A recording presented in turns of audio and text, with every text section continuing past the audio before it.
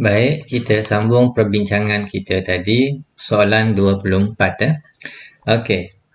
Jisim katod diukur setiap 2 minit dan direkodkan di dalam jadual di bawah, dan kita perhatikan dalam jisim katod ini semakin bertambahnya masa, okey, semakin lama kita nampak jisim katod dia semakin bertambah.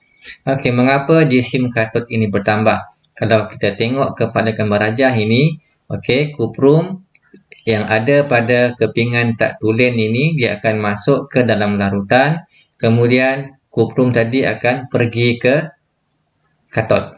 Okey, sebab kuprum logam ianya mempunyai charge positif, so dia akan pergi ke katod. So ion-ion kuprum ini akan berkumpul di sini dan akan terenap di sini membentuk salutan kuprum. Okey, menyebabkan katod ini semakin lama dia semakin gemuk. Okey, sebab itulah jisim itu memang akan bertambah. Okey, kita sambung. Yang manakah adalah katod dan yang manakah adalah anod? Okey, so seperti yang kita dah bincangkan tadi, katodnya adalah kuprum yang tulen, manakala anod adalah kuprum yang tidak tulen. Dan apakah elektrolit P yang kita boleh gunakan pun kita dah bincangkan, itu adalah kuprum 2 sulfat. Okey, sebab kita hendak membuat penulenan kuprum, maka larutan yang kita guna ataupun kita punya elektrolit mestilah ada kuprum ini tadi. Okey, dia mesti ada kuprum sebab kita hendak memastikan kuprum yang tak tulen, okey, akan dipindahkan ion kuprumnya ke dalam larutan, kemudian dipindahkan ke kepingan kuprum yang tulen. So, itu membawa maksud larutan ini, larutan kuprum 2 sulfat ini, dia tidak akan mengalami sebarang perubahan warna. Okey, sebab dia tidak mengalami sebarang kehilangan ion kuprum. Okey, sebab itulah warnanya tidak berubah. Melainkan kalau di sini sudah habis kuprumnya, semua dah berpindah ke sini, okey, maka lama kelamaan ion kuprum dalam larutan ini pun akan habis jugalah pergi ke katod. Dan itu akan menyebabkan larutan ini akan berubahlah, tetapi untuk kes ini, okey, kita anggap tak berlaku, sebab kita tidak menjalankan eksperimen ini untuk satu jangka masa yang sangat panjang lah. Okey, sebab itulah larutan ini tidak ada perubahan warna sebab tiada kehilangan ion. Okey, sambung. Berdasarkan jadual di atas, lukiskan graf jisim katod melawan masa. So, dalam soalan ini dia minta kita lukiskan graf. Okey, so kita tak nampak pun perkataan histogram ke, charter bar ke, kan? So, bermaksud ini merupakan graf garis lurus. Okey, graf garisan lah, tak semestinya lurus, kan? Okey, so berdasarkan jadual kita lukiskan graf ini. Okey, so kita tengok pada jadual, masa kosong, jisim kosong. Okey, so masa kosong, okey, kita nampak di situ, saya sudah pun plot masa kosong. Okey, masa kosong, jisim pun kosong. So, saya berada di sini. Kemudian untuk masa minit yang kedua, jisimnya menjadi 0.4. Okey, 0.4 dan masa 2. So, dia titik kita berada di sini. Dan teruskan dengan masa yang keempat, minit yang ke-6, minit yang ke-8 sehinggalah minit yang ke-10. Okey, so kalau kita perhatikan minit yang ke-10 ini, jisim katod adalah 2.1, kan? Okey, so mana letaknya 2.1 itu? Okey, now kalau sini 2.2, ini 2.4, jadi berapa nilai di sini? Mestilah 2.2. Di tengah-tengah, kan? 2.2. Jadi 2.1 letaknya di antara 2 dengan 2.2 lah, kan? Dia letaknya di tengah-tengah sini. So, ini adalah 2.1. So, lukiskan garisan 2.1 dan garisan untuk masa 10 minit, maka titiknya letaknya di sini. Okey, kemudian lukislah garisan yang terbaik lah, ya. So, dalam kes ini saya nampak garisannya lurus sahaja, kecuali yang titik yang di hujung ini sahaja yang tidak kena. Okey, kita sambung. Berdasarkan graf DC, apakah hubungan di antara jisim katod dengan masa?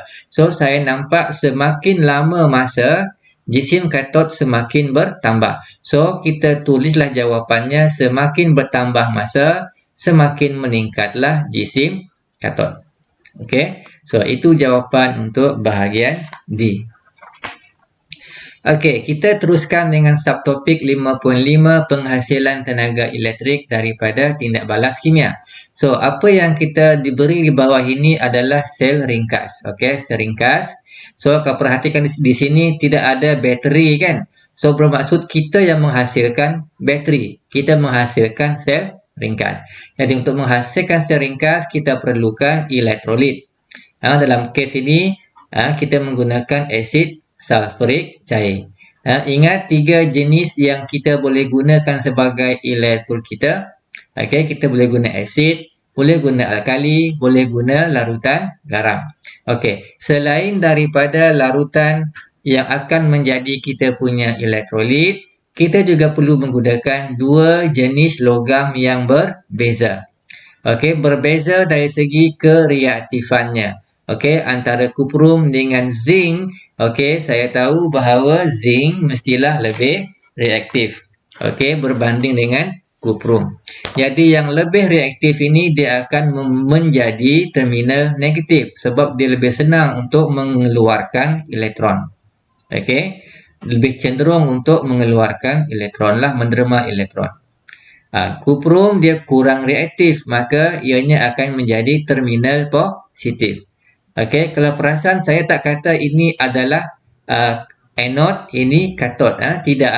Saya sebut ini terminal negatif, ini terminal positif. Okey, boleh? Okey, jadi kalau ini yang lebih reaktif, okey, maybe saya catatkan di sini, ini lebih reaktif, maka dia lebih cenderung untuk mengeluarkan elektronnya lah. Okey, jadi elektron akan keluar ikut laluan litar luar ini dan pergi ke kuprum. Okey, kalau ini adalah aliran elektron, maka berlawanan kepadanya adalah aliran arus elektrik. Okey, yang saya tandakan dengan I ini adalah aliran arus elektrik.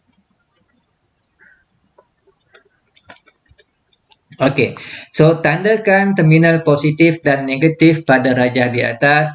Okey, jadi yang positifnya adalah kuprum, negatifnya adalah zinc sebab zinc lebih reaktif. Okey, logam yang lebih reaktif menjadi terminal negatif, yang kurang reaktif menjadi terminal positif. Dan semakin jauh jarak di antara logam lebih reaktif dengan logam kurang reaktif dalam siri kereaktifan logam, maka semakin tinggilah arus elektrik yang dihasilkan. So, ini kita kena rujuk balik kepada siri kereaktifan logam yang ada pada muka surat 4 rasanya. Okey, kita naik atas sikit. Okey, yang ini ya, pada muka surat 4. So, ini adalah siri kereaktifan logam yang kita sudah sentuh sebelum ini. Okey, andai kata saya guna zinc dengan timah, okey, berbanding zinc dengan besi. Tengok zinc timah. Zinc timah, okey, zinc sini, timah sini. So, saya kena langkah 1, 2, 3, 4. 4 langkah. Tetapi zinc besi, okey, zinc besi hanya langkah 1, 2 langkah sahaja. Jadi zinc timah dia lebih jauh jaraknya. Bermaksud arus yang akan dihasilkan kalau saya menggunakan zinc timah adalah lebih tinggi berbanding kalau saya guna zinc dengan besi sebagai elektrod. Okey, faham? Alright. So kita balik kepada soalan kita tadi ya.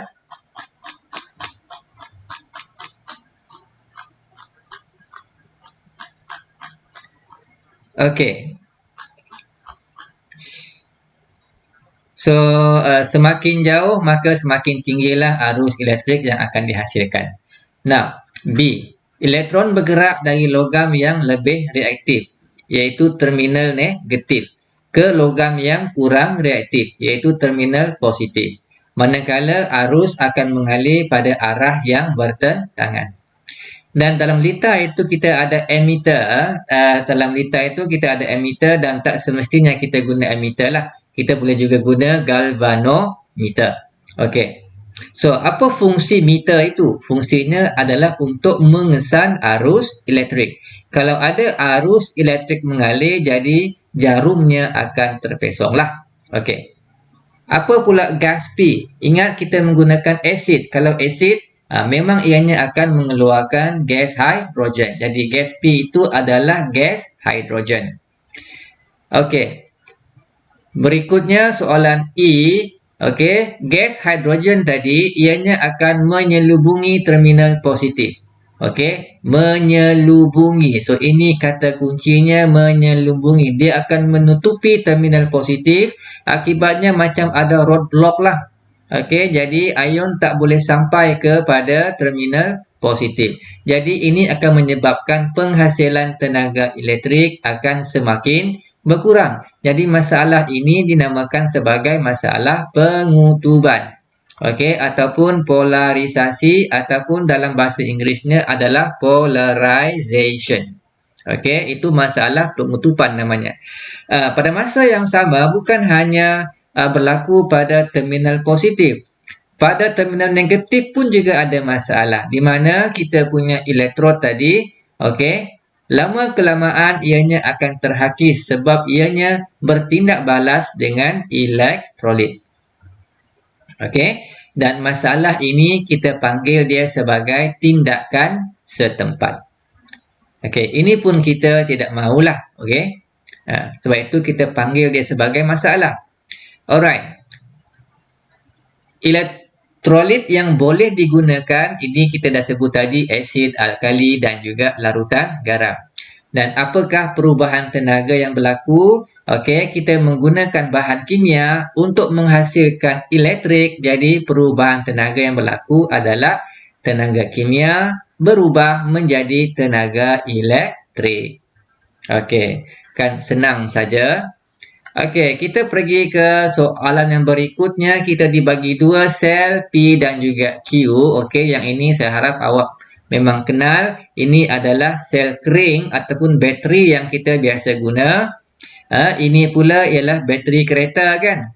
Okey, bateri kereta ataupun nama yang sebenarnya adalah akumulator plumbum acid. So, daripada nama ini saya tahu dia menggunakan plumbum sebagai elektrodnya dan asid sebagai elektrolit. Okey. So, kalau kita patah balik kepada bateri biasanya di atas ini dia akan label dengan tanda positif kan. Di bawah ini dia akan label dengan tanda negatif. Okey. Kalau tak kenal bateri, pergi cari bateri, tengok baik-baik tanda positif dan juga negatif dia. Okey. So, nama sel ini adalah sel kering lah. Dan Q adalah akumulator plumbum acid. Okey, namakan satu alat yang menggunakan sel P. Ini kalau tak boleh jawab ini memang tak cukup lah awak ni hidup. Okey, kurang pengalaman. Okey, so alat yang menggunakan sel P yang menggunakan bateri, okey, lampu suluh, radio yang kecil itu dan sebagainya lah. Termasuklah kita punya jam, alarm clock kita itu menggunakan bateri. Okey, nyatakan satu kelebihan sel Q. Okey, apa kelebihan menggunakan sel Q ini? Okey, dah tentulah boleh dicas semula. Okey. Selain daripada boleh dicas semula, ianya juga tahan lebih lama berbanding dengan sel kering. Cuma kelemahan sel Q ini sebab dia menggunakan asid, ada air dalam ini, cecair. Okey, jadi kita katakan bahawa sel Q ini dia mudah tumpah. Berbanding dengan sel P, bateri yang biasa diguna, okey, ini kering. So dia tak berair sangat. Jadi ianya tidak akan mudah tumpah. Dan satu lagi ianya mudah dibawalah ke sana dan ke sini. Cuma kelemahannya adalah dia tidak tahan lama. Alright. Cecair yang digunakan sebagai elektrolit, okey, dah disebut tadi dia menggunakan asid. Okey, asid apa? Asid sulfurik. So, asid sulfurik ini merupakan asid yang sangat glamour dalam sains. Okey. Kita pergi ke soalan nombor 27. Okey, ini adalah keratan rentas suatu sel kering ya, sama seperti soalan sebelum ini. Okey. Tentukan bahagian yang bertindak sebagai terminal positif dan terminal negatif. Kalau ingat di atas tadi, okey, kita tanda atas ini pada bateri adalah positif, bawah ini adalah negatif. Okey, positif, positif, positif. So, ini adalah kita punya terminal positif. So, K adalah terminal positif. Okey, dan negatifnya adalah bahagian luar sini. Okey, luar ini N kan? Okey, N ini adalah terminal negatif. So, apa dia K, apa dia N? K ini sebenarnya adalah rod karbon dan N ini sebenarnya adalah bekas zinc. Okey, dan L, okey, di antara rod ini dengan satu lagi lapisan, L ini adalah campuran mangan 4 oksida dan karbon, dan M yang di luar ini itu merupakan pes amonium klorida. Okey. So, kita sudah pun menjawab soalan nombor 27B. Namakan bahagian berlabel K, L, M dan N pada rajah di atas. Okey, kita teruskan dengan subtopik yang terakhir. Okey, 5.6, tindak balas kimia yang berlaku dalam cahaya. Okey, so gambar di bawah ini menunjukkan proses fotosintesis yang dilakukan oleh tumbuhan. Okey, so bukan semua tumbuhan melakukan fotosintesis. Tumbuhan itu mestilah ada klorofil. Dia mesti ada klorofil, barulah dia boleh buat proses fotosintesis. Dan kita juga telah sentuh fotosintesis ini merupakan tindak balas endotermik. Ia menyebabkan suhu akan jadi lebih sejuk. Okey. Tuliskan persamaan perkataan bagi tindak balas fotosintesis. Jadi untuk tindak balas fotosintesis saya perlukan air, okey. Saya perlukan karbon dioksida dari udara. Okey. So kedua-dua ini akan bertindak balas tetapi ada syaratnya. Syaratnya adalah mestilah ada cahaya matahari dan mestilah ada klorofil. Okey, bila ada 4 benda ini, maka berlakulah fotosintesis yang menghasilkan glukosa dan juga oksigen. So, kalau kita perhatikan kepada persamaan perkataan ini, tumbuh-tumbuhan untuk proses fotosintesis, dia memerlukan karbon dioksida dan dia menghasilkan oksigen. So, siapa yang akan menggunakan oksigen ini? Okey, dah tentulah benda hidup yang melakukan proses respirasi, pernafasan. Okey, kita bernafas, kita memerlukan oksigen dan kita akan mengeluarkan karbon dioksida. Okey, tetapi untuk tumbuh-tumbuhan melakukan fotosintesis, dia akan ambil karbon dioksida yang kita keluarkan tadi kan, dan dia akan tukar balik menjadi oksigen. Okey, sebab itulah pentingnya proses fotosintesis ini. Sebab itulah juga pentingnya kita jangan buat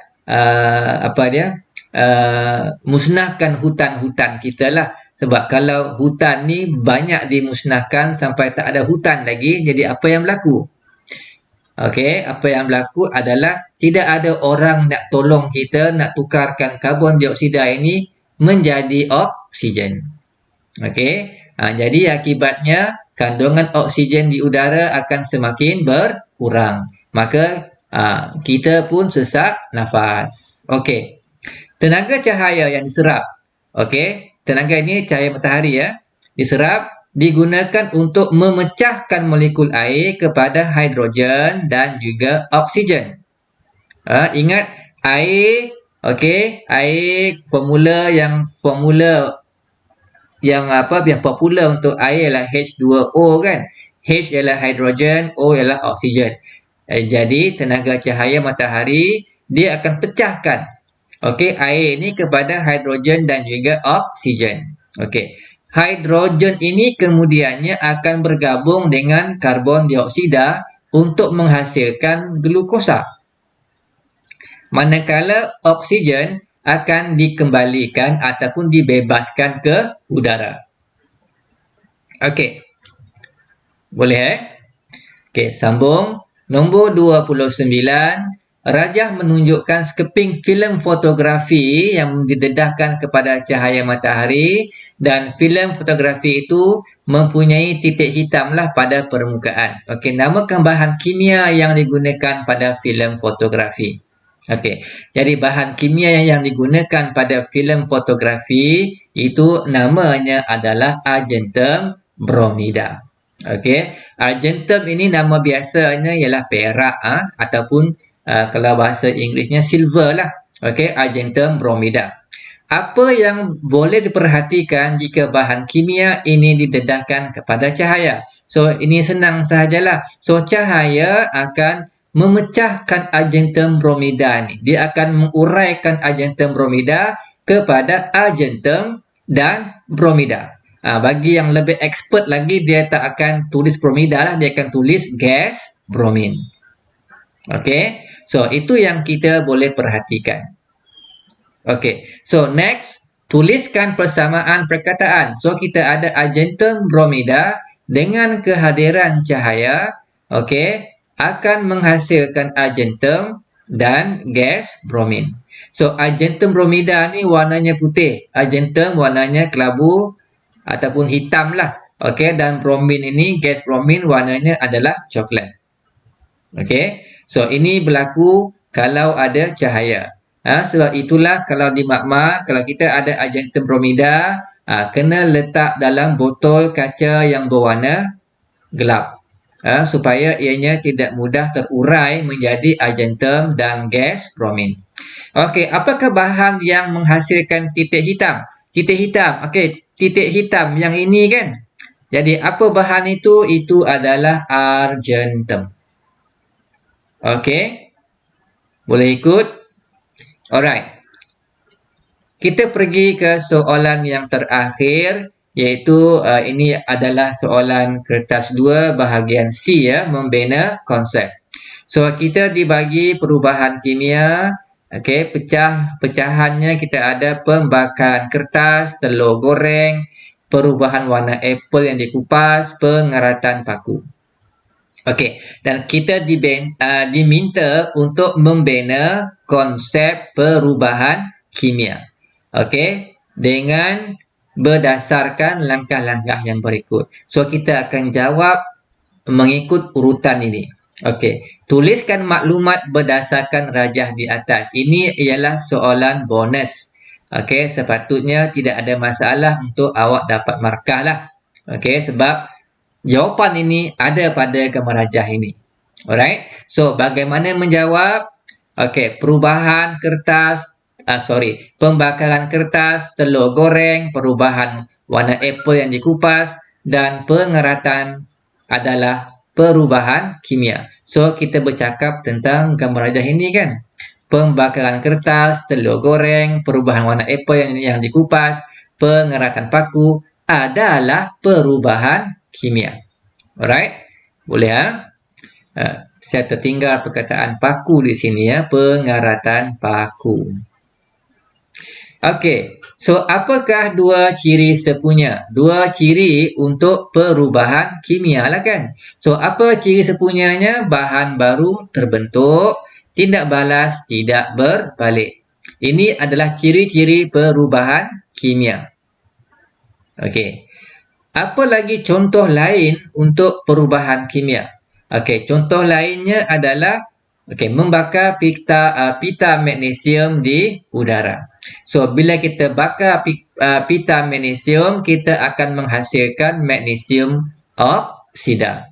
Kalau di udara ini bermaksud dia akan bertindak balas dengan oksigen lah sebenarnya.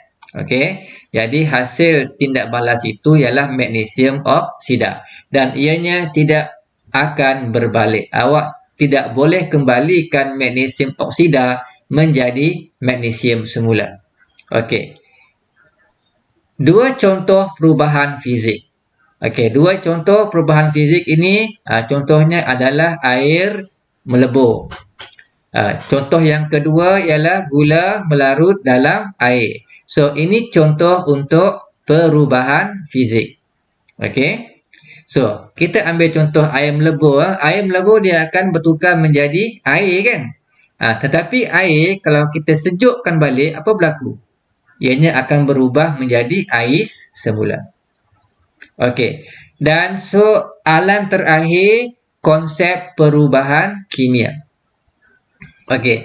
Kalau kita tengok pada soalan tadi, dia kata, nyatakan konsep perubahan kimia berdasarkan ciri-ciri sepunya. So, apa ciri sepunya kita? Bahan baru terbentuk, tindak balas, tidak berbalik. Okey. So, ini ialah ciri sepunya. So, bagaimana kita menjawab konsep perubahan kimia? Okey, perubahan kimia ialah proses yang menyebabkan bahan baru terbentuk dan tindak balasnya tidak berbalik. So, ini sama seperti kita punya dua ciri sepunya tadi. Okey, so kita sudah selesai menjawab soalan ini. Saya harap awak boleh faham apa yang kita telah bincangkan. So, kita jumpa lagi di hari yang lain.